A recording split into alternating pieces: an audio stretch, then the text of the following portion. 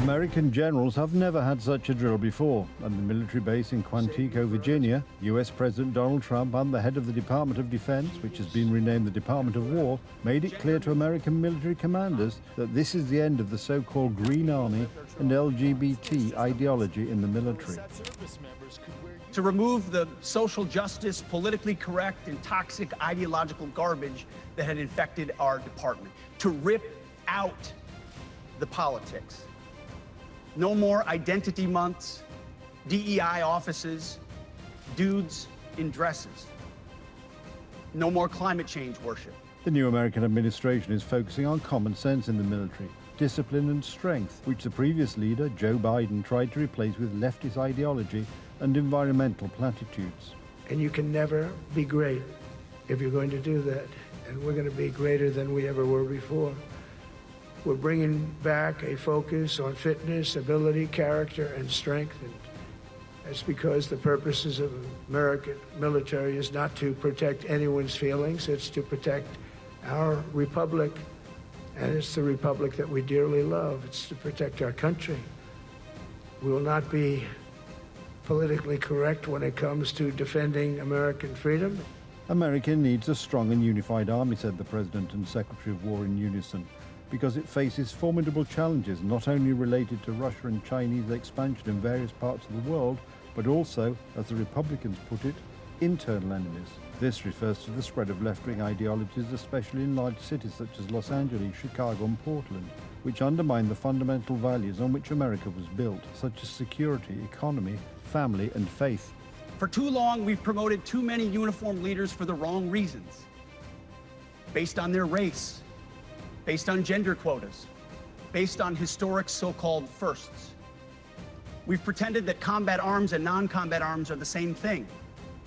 We've weeded out so-called toxic leaders under the guise of double-blind psychology assessments, promoting risk-averse, go-along-to-get-along conformists instead.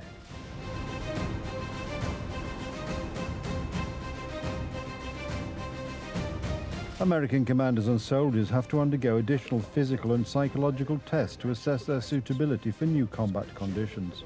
Together with many of you in the room, we've brought back the fundamental principle that defending the homeland is the military's first and most important priority. That's what it is. Under the Democrats, the morale of the army declined. Promotions were not based on ability, but on ideology.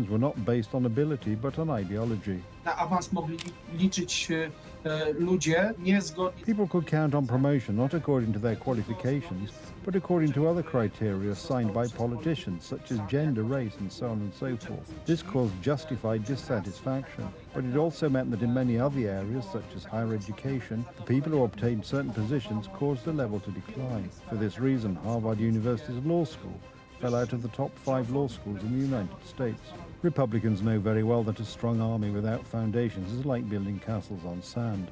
That is why they are starting by restoring the most important values to their rightful place. The army is primarily intended to be a deterrent to the enemies of the United States, and all kinds of left-wing social programs, referring to the sensibilities of the extreme American left, are coming to an end. Gender ideology, climate ideology, they are simply being thrown out of the army. A completely different attitude is taken by the December 13th coalition, which, during the Kremlin's massive hybrid attacks, including on Poland, is trying to push ideological mush into the structures of the Polish army in the national security strategy prepared by the government, as pointed out by the head of the National Security Bureau.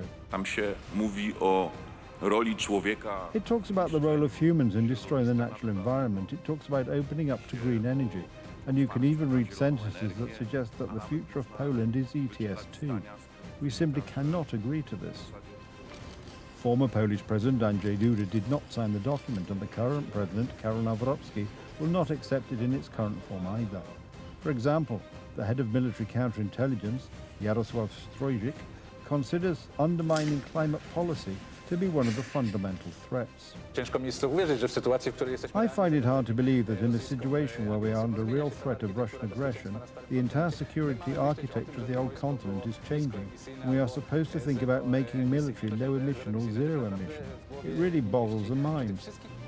This strategy was adopted, for example, by the Bundeswehr, which is now in a deplorable state. Recently, it conducted exercise near the Polish border, dropping leaflets in Polish with numerous grammatical and stylistic errors onto our territory.